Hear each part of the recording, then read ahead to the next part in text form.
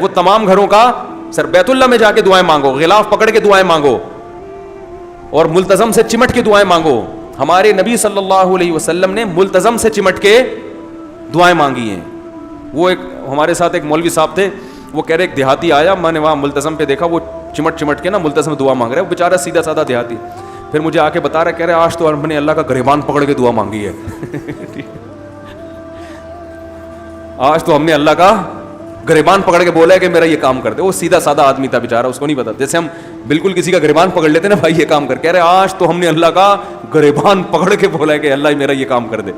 تو وہ بیچارے کی اپنی تعبیر تھی, کوئی ہوتا تو فوراً گستاخ کا فتویٰ لگا دیتا اس کے اوپر. وہ جیسی اس سیدھا دیہاتی ویسی اس کی زبان, جو اس کے جذبات تھے وہ اسی الفاظ میں اس نے اس کو بتایا. تو حقیقت یہی ہے کہ جو ملتزم پہ کھڑے ہو کر جب بیت اللہ کی چادر کو پکڑ کے اور رخسار وہاں رکھ کے دعا مانگتے ہیں تو یہ ایسے ہے جیسے اللہ سے لپٹ کے دعا مانگو. تو یہ ہے, مسجد میں آؤ, گھر میں رات کو اٹھ کے اللہ سے دعا مانگو. مزار پہ اگر جا رہے ہو تو ان بزرگ کے لیے دعا مانگنے کے لیے, سمجھ میں آ رہی ہے بات, کہ بڑے بزرگ تھے ان کی قبر پہ گئے تو ان کے لیے دعا مانگو کہ اللہ ان کے درجات اور زیادہ بلند کر دے. بس اس کے علاوہ کچھ بھی نہیں ہے. اس سے آگے بڑھو گے تو کیا ہو جائے گی, بدعت, ناجائز. تو یہ بھی دین کو کھیل تماشا بنانے والی بات ہے. قوالیاں ہو رہی ہیں, دھوم دھڑک کے ڈھم ڈھم ہو رہا ہے, اور کلا بازیاں کھا رہی ہیں, وجد آ رہا ہے, یہ ہو رہا ہے. یہ بھی کیا ہے, تماشا, ڈانس ہو رہا ہے نبی کی محبت میں. ہم تو دیکھتے ہیں, ہم تو باقاعدہ نعتوں پہ کیا چل رہا ہے.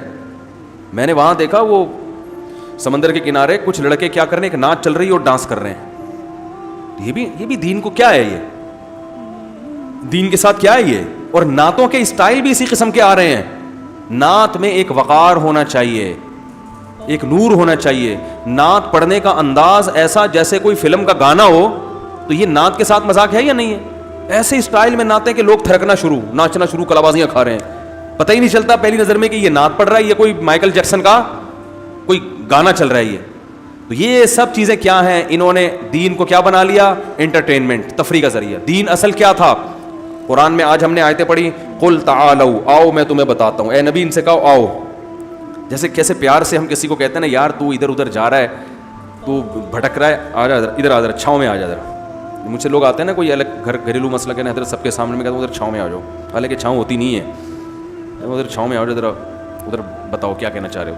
تو اللہ کیا فرما رہے, تعالوا, ادھر آؤ, آؤ ہم تمہیں بتاتے ہیں کہ تمہارے رب کن چیزوں سے, سارا کچھ ہم کر رہے ہیں رب کو خوش کرنے کے لیے نا. بھائی اگر کوئی قوالیاں بھی پڑھ رہا ہے تو اس کی نیت کیا ہے, رب کو خوش کرنا. تو اللہ کہتے ہیں آؤ ہم تمہیں بتاتے ہیں رب کن چیزوں سے خوش ہوتا ہے. ان دھوم دھڑکوں سے خوش نہیں ہوتا, خوش ہوتا ہے ان کیا ہے, تعالوا ما حرم ربکم اللہ تشرکوا بہ شیئا, سب سے پہلے اللہ کے سوا کسی کو مدد کے لیے بولو بھائی نہیں پکار. سب کس کے محتاج ہیں, اللہ کے. وبالوالدین احسانا, گھر میں ابا اور اماں کے جا کے پوچھو کہ ان کے ساتھ بہت اچھا سلوک کر رہے ہو. احسان کا مطلب اچھا سلوک نہیں, بہت اچھا. احسان کہتے ہیں کسی بھی معاملے کو انتہا تک پہنچانا, بہت اعلیٰ درجے تک پہنچانا, اس کو احسان کہتے ہیں. جس کو انگلش میں کہتے ہیں ایکسیلنٹ. کوئی کام آپ کو نا ایکسیلنٹ, ایک ہوتا ہے گڈ. گڈ کا مطلب اچھا کیا آپ نے, ایکسیلنٹ کا مطلب ہٹو بچوں. تو ماں باپ کے ساتھ ایسا سلوک ہو کہ والدین کہیں بھائی بول لو نا ہٹو بچوں, یہ ہمارا بچہ ایسا ہے, بچوں باقی سارے ہٹو. یہ ہے کیا, احسان. وبالوالدین احسانا ولا تقتلوا اولادکم من املاق. ہر وقت غربت, پیسے نہیں ہیں اور بچے کھا جائیں گے, بچے نہ ہو. اللہ فرماتے ہیں نا, بچوں کو قتل ماں کے پیٹ میں بھی ضائع نہ کرو, پیدا ہونے کے بعد بھی ضائع نہ کرو. کیوں, نحن نرزقہم وایاکم, ان کو رزق فیملی پلاننگ والے نہیں دیتے, ان کو رزق کون دیتا ہے, میں دیتا ہوں. اور تو جو بڑا ہو گیا نا, جوانی کی دہلیز پہ قدم رکھا تو نے, اور کھا کے اتنا مسٹنڈا ہو گیا, تجھے بھی روزی IMF والوں نے نہیں دی ہے. تجھے کس نے روزی دی ہے, میں نے. یہ گورنمنٹ تجھے نہیں کھلاتی ہے جو تیرے لیے پالیسیاں بنائے گی کہ 2 بچے یا 3 بچے. یہ گورنمنٹ تیرا خدا نہیں ہے. یہ چیف جسٹس جو تجھے پانی نہیں پلا رہا, جو کہہ رہا ہے کہ جناب اتنے گیلن پانی اتنا نکل رہا ہے, کہاں سے پانی پئیں گے. میں نے بتایا تھا نا, وہ چیف جسٹس صاحب نے بیان کیا تھا کہ اتنے کروڑوں گیلن پانی زمین سے نکل رہا ہے, پانی ختم. تو بچے کیا کرو, روکو. تو میں نے کہا رپورٹ اس کو نہیں کہتے کتنا نکل رہا ہے, رپورٹ اس کو کہتے ہیں کہ جا کتنا رہا ہے اور اس میں سے نکل کتنا رہا ہے. جاتے میں کی رپورٹ نہیں بتائی کہ کتنا زمین میں جا رہا ہے. یہ تو حالات ہیں ان لوگ, اور کہتے ہیں ہم پڑھے لکھے ہیں. اور پھر صبح شام مولویوں پہ طنز کے. ان مولویوں کو آتا کیا ہے, مولویوں کے پاس اللہ کا شکر ہے سینس الحمدللہ, بولو بھائی मौलवी को इतना पता है कि बच्चा पैदा होते ही माँ की छातियों में दूध आ जाता है, ये इसकी अलामत है कि इस बच्चे को पैदा करने वाले को पता है कि इसको कितना रिस्क चाहिए, किस नौइयत का रिस्क चाहिए और कहाँ से चाहिए। उसको ये भी पता है इसको कितना दूध चाहिए। पता है आपको, बच्चे का जितना वेट होता है ना, उसी हिसाब से माँ की छातियों में दूध पैदा होता है। बच्चा अगर दुबला है तो उसको दूध कम चाहिए ना, वो दूध कमजोर है तो माँ की छातियों में दूध भी कम।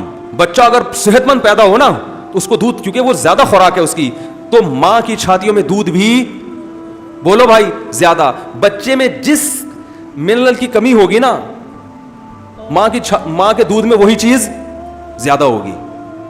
तो ये सारी चीजें देख के भी कोई कहे कि अल्लाह नहीं खिलाता और वो कैलकुलेशन करता रहे बैठ के, तो उससे बड़ा बेवकूफ दुनिया में कौन होगा मेरे भाई? उससे बड़ा बेवकूफ कौन होगा? तो अल्लाह ने कुरान में कह दिया, नहनु नरज़ुकुहुम, इनको रिज़्क़ भी हम और तुम्हें रिज़्क़ भी कौन देगा?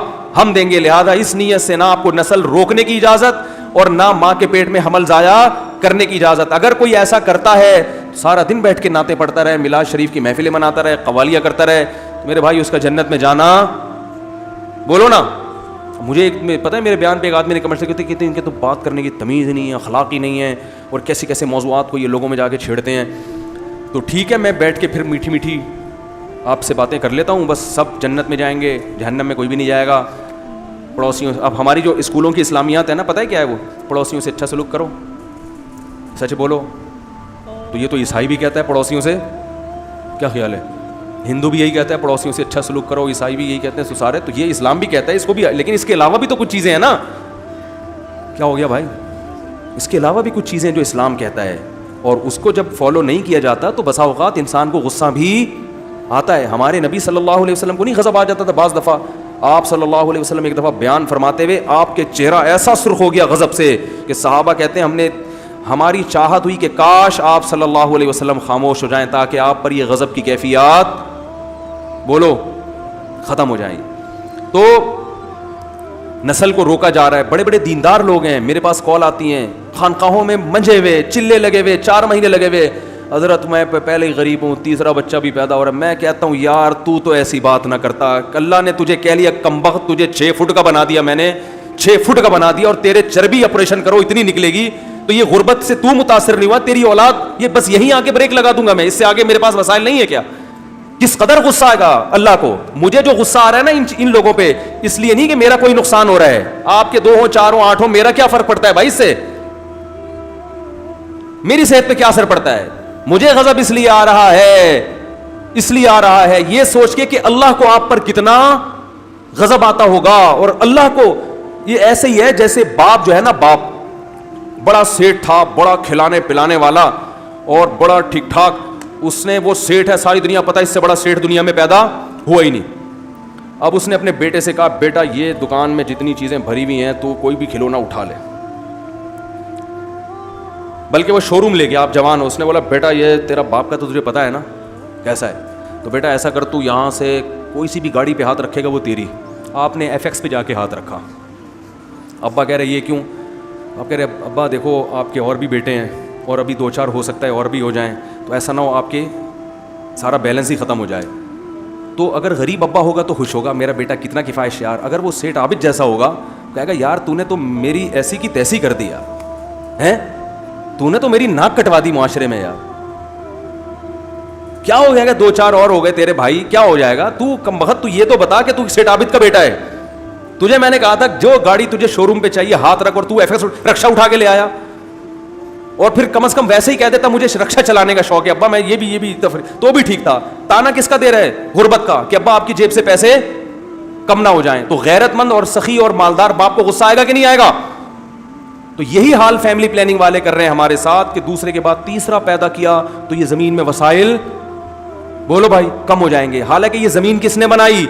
अल्लाह ने। और वसाइल किसने रखे? अल्लाह ने। और तमाम इंसानों को रिस्क देने का वादा भी किसने किया? अल्लाह ने। वमा मिन दाब्बतिन इल्ला अल्लाह, अल्लाह फरमाते हैं मेरे जिम्मे है, जिम्मे। फिर अल्लाह कह रहा है मैं सेठ हूं, बल्कि अल्लाह तो कह रहा है उड़ाओ, खर्च करो गरीबों पे, मैं खिलाऊंगा। और ये कह रहा है ना, अपनी औलाद पे भी खर्च ना करो, गरीब तो दूर की बात, औलाद को भी खिलाया तो मेरे पैसे कम हो जाएंगे। हालांकि औलाद तो सबसे पहले है, یہ سوچ ہے غیر مسلم کی اور یہی ہمارے لبرل لوگوں کی. تبھی ایک کنجوس در کنجوس در کنجوس اور دولت جمع کر کر کے ہم نے علماء کے ساتھ وقت گزارا ہے, بزرگوں کے ساتھ. خدا کی قسم ہم نے دولت مند علماء بھی دیکھے ہیں, غریب بھی دیکھے ہیں, مگر نہ غریب کے چہرے سے پتہ چلتا ہے کہ یہ غریب ہیں اور نہ دولت مند کے چہرے سے تو لگتا ہے دولت مند ہے. ایسے بڑے بڑے دل اتنے. میں جب مدرسے میں گیا, میرے شیخ و مرشد, ان کو کسی نے کوئی ہدیہ لا کے دے دیا, بڑی رقم, ساری بانٹ دی انہوں نے نا طلبہ میں, اور خود زیرو. تو جب ہم کو اتنی بڑی عیدی ملی نا, ہم نے کہا اڑے تو ٹائٹ عیدی ہے. میں نے کہا یہ کیوں؟ انہوں نے کہا ویسے ہی. تو پھر وہ ہمارے استاد سے میں نے کہا انہوں نے تو بڑا ہدیہ دے دیا ہم لوگوں کو, یہ سب طلبہ کو بانٹ دیا اتنا. تو میں نے ان کو کہا کہ وہ تو خود اتنے پیسہ نہیں ہے ان کے پاس, انہوں نے اتنی ہمت کیوں کی؟ تو انہوں نے کہا نبی صلی اللہ علیہ وسلم نے فرمایا انفق یا بلال ولا تخش من ذی العرش اقلال. اے بلال خرچ کر اور عرش والے سے غربت کا خوف, بولو بھائی, مت.